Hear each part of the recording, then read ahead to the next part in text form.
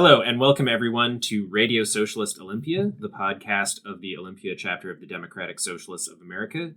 I'm Isaac Wagnitz. And I'm Corey Miller. This is our fourth episode of RSO, and this time we're doing something a bit different and more ambitious than we have in the past. Our first three shows were an interview with our chapter's endorsed candidates for the Washington State Legislature, a discussion on the 2020 presidential election, and an interview with the Defund OPD steering committee about their efforts. This time, however, we wanted to tackle a more theoretical topic that puts all our political work as socialists into context. So we want to talk about why we're socialists, and more specifically, why we're not liberals. No offense to liberals, but we feel like there are some important philosophical and ideological distinctions we want to clarify.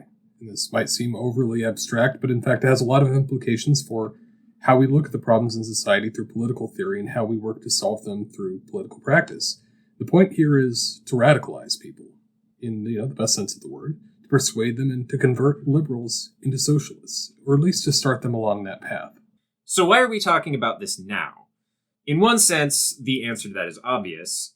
The two presidential campaigns of Bernie Sanders in 2016 and 2020, the election of the Squad, as they are known, to Congress, all of them self-described democratic socialists, has elevated socialism to a prominent place in mainstream American consciousness for the first time in around a century. About 100 years ago, Eugene Debs was running for president as a socialist. According to an Axios Momentum poll from this June, 41% of Americans have a positive opinion of socialism, up from 39% in 2019. Successful organizing and electoral campaigns by chapters of the DSA have furthered this trend. Inevitably, this has sparked both a panicked reaction from the political right and not so subtle hostility from the political and ideological leaders of what one might call official liberalism. That is, the Democratic Party leadership and various media outfits and pundits, your CNN and MSNBC and so forth. But this renewal of awareness and interest in socialism has also raised a lot of questions and created a lot of ambiguities. One of these, of course, is what is socialism really, and how is it different from liberalism? Which then, of course, begs the question, what is liberalism? These questions are complicated by the fact that in the mainstream American political discourse, groupings like liberal, conservative, socialists have largely become floating signifiers, and that they're words that just indicate whatever the speaker intends them to mean, good or bad. And part of the problem is the shifting nature of language in the political arena in different political contexts in different countries. And around the world, most democratic nation states have a liberal party, and that can range from center right, left, to center right. And so that can be anyone from Justin Trudeau in Canada on the center left, Emmanuel Macron in the center, or Angela Merkel on the center right. And so liberalism, as an ideology, political philosophies, one of individual liberty, typically including private property rights, going all the way back to John Locke in his second treatise on government. Due process under the law, freedom of press and religion. As a political ideology, it typically incorporates free market economics and political democracy. The Democratic Party is a liberal party in the classic sense, in that it represents liberal capitalist democracy, even though in contemporary American usage, liberal refers specifically to social liberalism. Things like social justice, same-sex marriage, things like social issues. And people like Elizabeth Warren, Barack Obama, Joe Biden, Kamala Harris, these are all liberals in the sense that they will defend capitalism and individual property rights in addition to socially liberal values. Even self-identified progressives are generally liberals because their worldview assumes a market-based economic system with private property rights, albeit one with heavy regulation of corporations and higher taxes on the wealthy. Socialism, on the other hand, explicitly rejects capitalism and private property rights. It demands worker control of the means of production in the form of collectively owned workplaces, social housing, publicly run essential services, etc. Though some socialists might argue with this on this next point, we're going to argue that socialism is inherently democratic and liberatory for the individual. As democratic socialists, we believe that, in our context and time at least, the most effective route to socialist revolution is through electoral democracy, reform struggles like the fight for universal health care, and building a more radical and democratic labor movement, at least in the short term. This is different from the approach of small, dedicated party cadres, also known as vanguardism, and strategies of armed revolution. And we say this not because of a moral squeamishness about violence or about disciplined party organization, but because of the particular context in which we find ourselves in today's advanced capitalist countries. And we'll get more into questions of strategy later. But we would argue that it is not democratic if the masses are not involved in the process of their own liberation. And so we reject the kind of authoritarian socialism demonstrated at times in the Soviet Union, China, or North Korea. There are people who will defend these states as legitimate expressions of socialism. During the Cold War, socialism was synonymous with the Soviet Union and Maoist China, with totalitarianism and heavy-handed central planning. And that faded away some in the 90s and early 2000s and was supplanted in the late 2000s by just indiscriminate use of the word socialism to attack the policies of the objectively not socialist Obama administration. A lot of liberals and self-identified socialists, for that matter, bought into the Obama-era Republican talking point that just about anything the government does is socialism. So when you have Fox News and Republican politicians for years denouncing any government program aimed at helping people as socialism, it's hard for some people not to form a positive association with the word. So when Republicans are using socialism to attack anything that's publicly funded, to attack even moderate healthcare reforms like Obamacare, which started off as a Heritage Foundation think tank study, you have Democrats automatically assuming that whatever they're attacking is good and socialist. And if you want to listen to a more thorough analysis of this effect, you would want to listen to the Daniel Denvir interview with Astor Taylor on the July 5th, 2019 episode of the Dig podcast. As an aside on how misused the word socialism is, I work at a grocery store and the management has put limits on certain items because of logistical problems. And sometimes when I tell customers this, they complain that it's socialism, that a capitalist corporation is telling them how many commodities they can buy. Socialism. Anyway, on the other end of the political spectrum, this issue is further complicated by the fact that Sanders and the Squad have gained their reputation by championing policies which constitute possibly significant reforms within the basic capitalist economic system, and which would mean a big improvement in the quality of life for a lot of people. But certainly they don't signify an immediate overthrow of capitalism. These policies, like Medicare for All, a Green New Deal, the cancellation of student debt, higher taxes on the wealthy and corporations, etc., are more accurately grouped under the definition of social democracy or social democratic policies. And to clarify, social democracy as a broad term is a political arrangement wherein the basic functioning of the economy is capitalist, but higher taxes on the wealthy and corporations fund generous social services like universal health care, paid leave, public housing, and good unemployment benefits. And thus there's a strong labor movement that ensures workers receive livable wages and in relatively decent working conditions.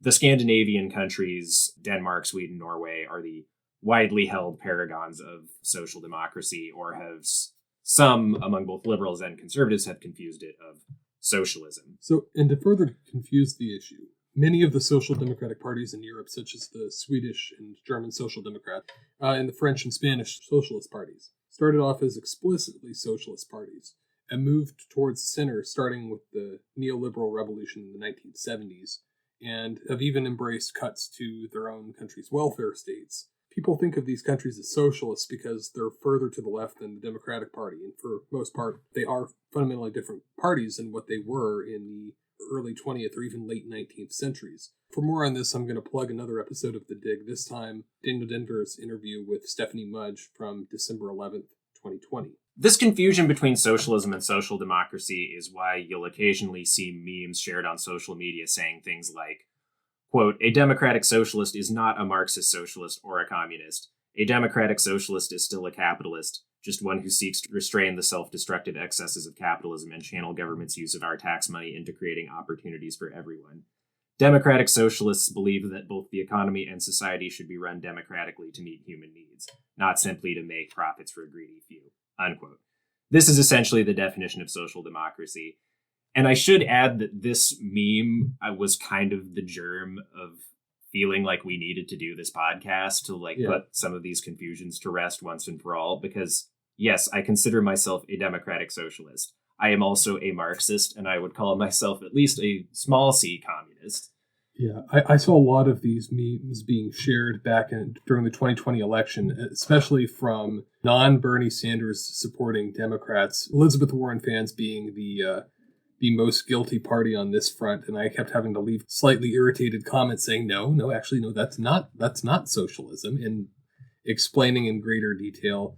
Not everyone appreciated my clarifications. There's this other one where it claims that socialism is taxpayer funds being used collectively to benefit society as a whole, despite income, contribution, or ability, which is nice. The word collectively sounds sort of socialist, and the last part sounds sort of like the social slogan, from each according to their ability to each according to their needs. But the meme goes on to give a long list of government agencies and programs that include ones that are anything but socialist, like the CIA, the FBI, the military, the police, the prison system. We'll go into more details of why those things specifically aren't socialism, but suffice to say, these programs exist primarily to serve the interests of capitalism.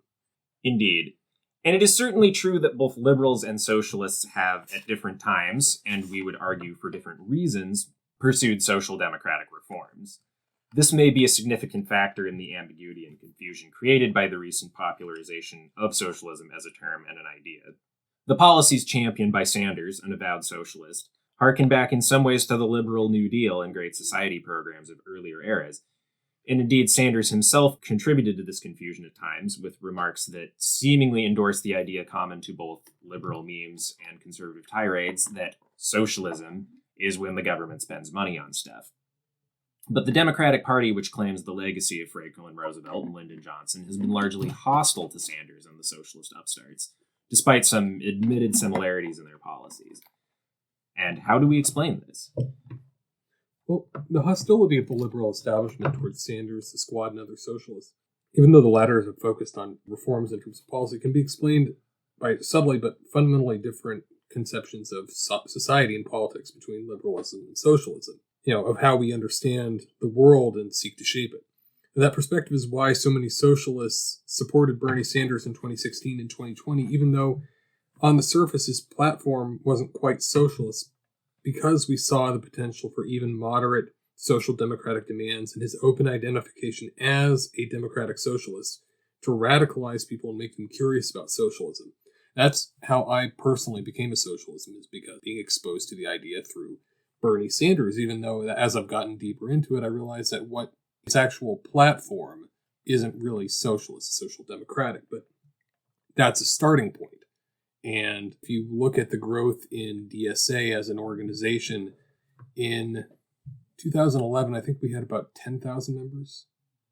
I think it was about 10,000 members, whereas now we're closing in on 100,000. We wouldn't have had that kind of growth if not for presidential runs of Bernie Sanders. And this starts to get at the central issue we're raising in this podcast. Indeed.